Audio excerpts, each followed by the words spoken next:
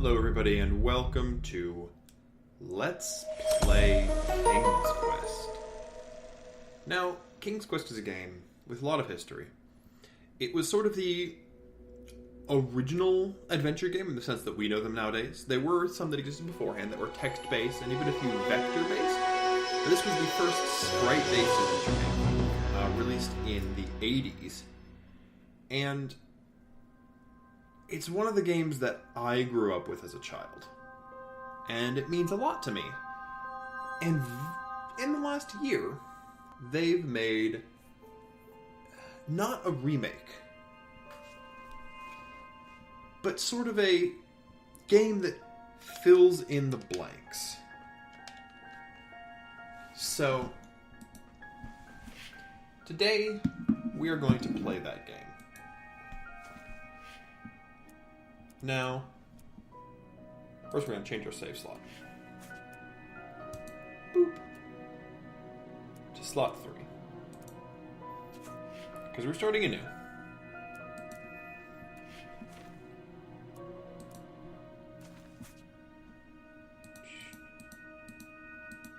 Okay. Yeah. I was hoping to be able to activate my gamepad. It will not work. That's fine. But regardless, without further ado, this game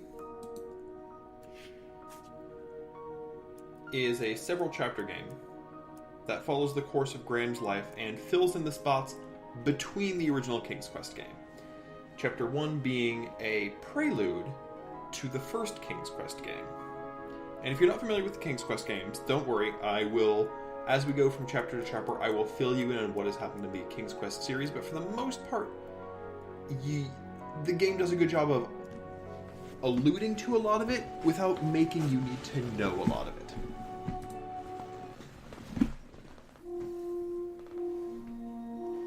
So here is our hero, King Graham. That said, right now, we're not a king.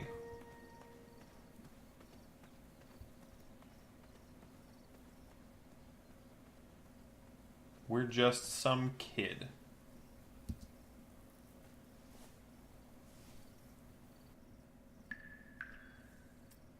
Look in the well. Let's hit that crank.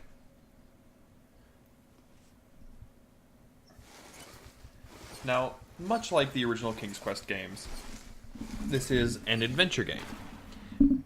But adventure games have changed a lot, and this game acknowledges that.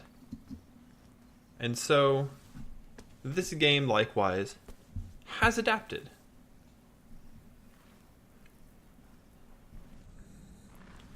And fits more of the modern kind of Telltale's games. I've not been back there in years, but it was the last place left to look. And there's our narration. And yes, that is Christopher Lloyd. That is not an imitator. They got an all-star cast for this game.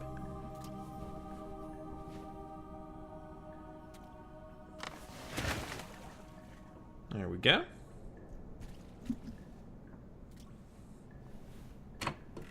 Go ahead and head through that little door. That is a tiny door. Now, this part is actually, It was not exactly as I remembered it, but it wasn't all that different either. As you can tell, this game is told in flashback. Hence the past tense narration. Hop. And the art style is... King's Quest is a game series that's changed art styles a lot, and I'm really glad they went with the style they did, because King's Quest was never a serious game. Two odd contraptions guarded the lost treasure. I would have to turn one and see what happened. But here's our first sort of puzzle. One of these is good, one of them is obviously a trap. This one's got a dead guy by it. Process of elimination, this one's probably safe. There we go. Now, don't worry, puzzles get harder. And in the sort of Buckets, barrels, butter churns and beds were jammed into every nook and cranny of that cave. It all seems so familiar. In the sort of vein of the old King's Quest or Sierra adventure games, every problem has multiple solutions. Wait. Hold on, Grandpa. I don't remember this part of the story. Beds hanging from stalactites? We'll get there, Gwendolyn. Don't worry. No detail in this story will be overlooked. Now, where was I? Ah, yes. As I treaded through the river of rumbling trundles, I feared I knew the source of that deafening wind. I hate in fixed camera games and stuff when you walk through a new room and there's a new perspective and the buttons suddenly start taking you in a different direction. Always off-putting. Let's walk across this absurd bridge of mattresses. Pile of teeth and claws was... Fabled mirror. Oh, so you remember this part of the story. Well, dragons are my favorite. Do you want to tell this part? Yes.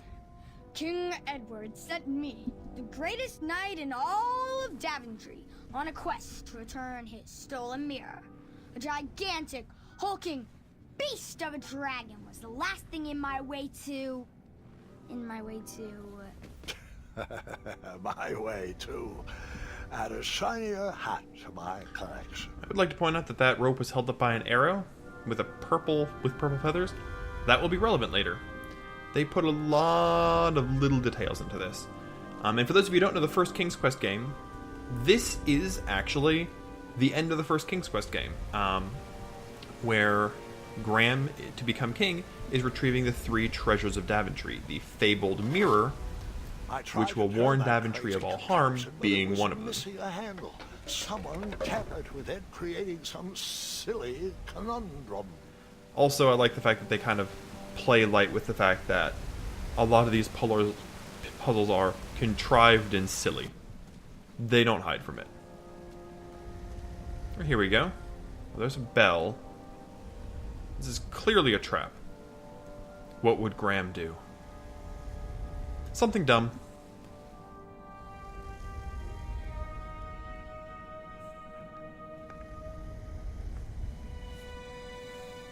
So, the missing handle was booby-trapped? What did you do? Well, I used my cleverness to outsmart the trap. Yep. And we wake up the dragon. Then I used my cleverness to hide. Jump in the bed. This would only work if the dragon was blind. Oh look, what do you know? He's got an arrow sticking out of one of his eyes. He is blind. How convenient.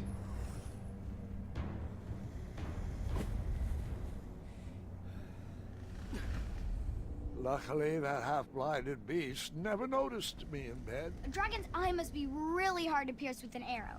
At archery lessons, I can barely hit a hay bale. It is indeed a feat only for skilled archers. Alright, but now we have that missing piece. What did So you we can use to access fix the broken our switch? inventory. We've only got one item, it's a wooden handle. And we use it on this. Which, then we hit the button. Don't ask me why we needed the handle to hit the button. But we did! Oops. Well, we knocked some stones loose, let some sunlight in. It'll be fine. It'll be fine. It'll be fine. The dragon's chains were coiled around a gigantic switch mounted to the cave wall. Alright. So there's the dragon. This cave seemed to be filled with failed adventures. But we'll do better. We're, a skinny teenager. That bodes well, right? Another important detail to note. That is the switch that currently holds the dragon at bay. That's the only thing stopping him from eating us right now. After he briefly basked in the sun, the narcoleptic dragon went back to snoring. I probably sleep all day too, if a mirror was my only friend. Now, I mentioned that this is recovering the mirror. The mirror was guarded by a dragon in King's Quest 1. However, it was a much shorter bit, which involved basically, there were 3 ways to solve the problem. You could slay the dragon, you could use a ring of invisibility, which was nigh upon impossible to get, or you could throw a bucket of water at the dragon, embarrassing it and making it flee from you. I'm not joking, that last one was actually a solution: throw a bucket of water at dragon. So here, they've made it a bit more of a thing, while simultaneously introducing game mechanics. My favorite kind of tutorial. So now we've learned these bones. Whoop. Time to hide. So those bones make noise.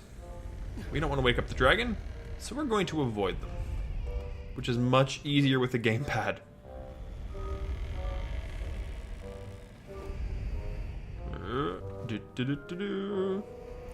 Don't mind me, just sneaking through.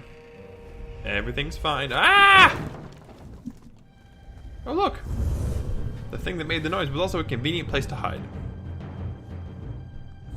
And the dragon is conveniently half blind. So I'd like to point out that that dragon has vegetarian eyes. The eye placement on animals is actually very, very important. Having both eyes on the front of your head increases your depth perception, which is great for chasing prey. Whereas having eyes on both sides of your head gives you a larger spatial awareness and peripheral vision, which allows you to avoid predators. And it doesn't really matter as much how far away they are, so much as they're far away. Clever, but I would probably find a way to hit that unreachable switch. Well, we need to get that switch. If only we had a bow. If only we had a bow. Hey, look!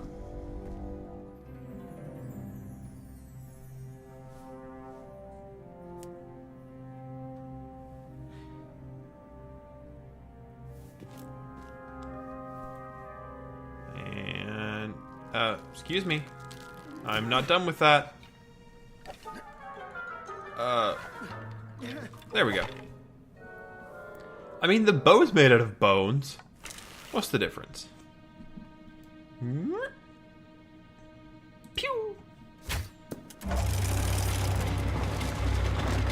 There we go.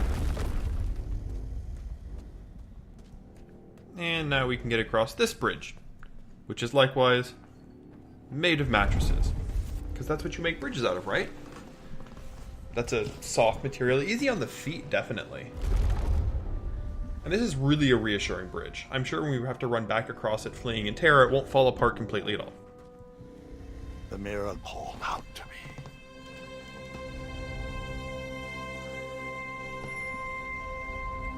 me. Ooh, shiny. So here's a much more interesting puzzle. So if we hit this... A ridiculous feeding contraption was cobbled together to keep the beast, and probably its owner, alive. So a slab of meat goes on there,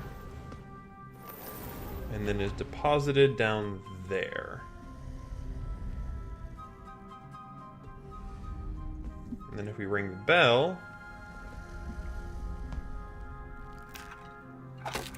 Not sure what happened to the last guy who rang it. They weren't lit on fire because the rope is fine.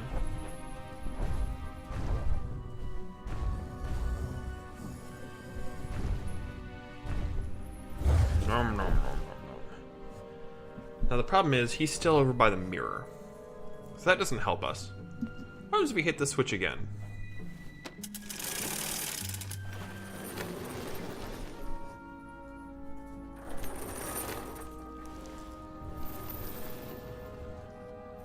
Aha, it goes down over there.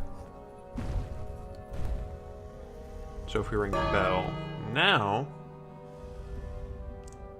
I said if we ring the bell now... Thank you.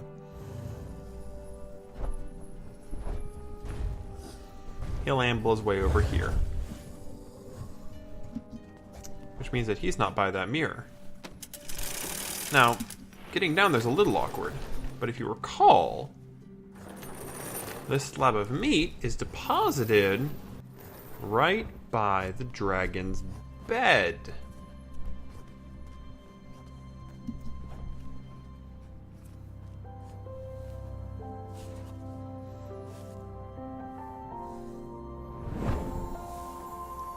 And there we go. Now we see our future.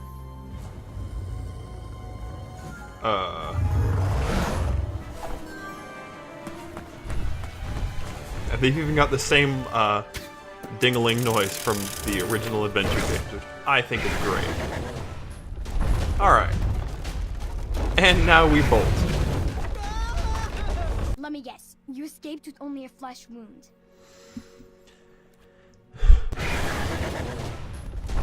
Oh. Let me guess. Alright, paying more attention this time. Bruh. Why couldn't I jump before? Okay. And now we have a flash game sequence. Oh no, this one isn't flash game. This one, yeah, this one's the archery sequence. The flash game sequence is coming, guys. Ah. Shoot it, shoot it, shoot it. Quick reactions. Shoot down beds. Here's the flash game sequence. And use our hat to paddle away. Graham's signature hat. Duck. Pull the bow out. Fire! Fire! Jump! Thankfully, we weigh practically nothing. In fact, 90% of our body weight is cape.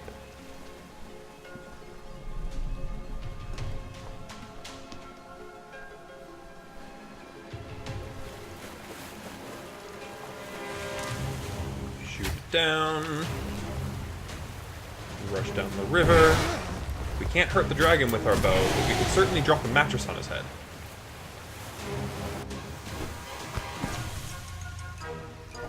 And of course, never without our hat. You know, this is a bad time to sit. I'm just gonna throw that out here. Chained as he may be.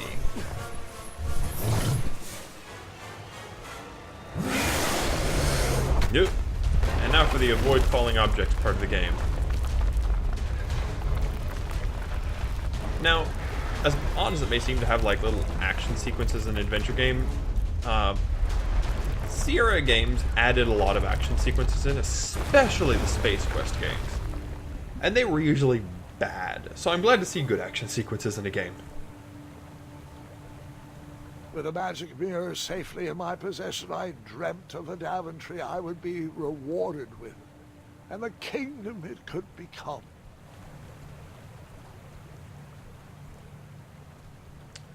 Alright, so we've got the magic mirror. We're going to return, become the king, we defeated the dragon, and all is well with the world. That's where we'll pick up next time. So, thank you for watching. This has been Uknits playing King's Quest, and I will see you next time. And by see you, I mean you will hear me, because I can't actively see you through this microphone. That would be weird. Goodbye!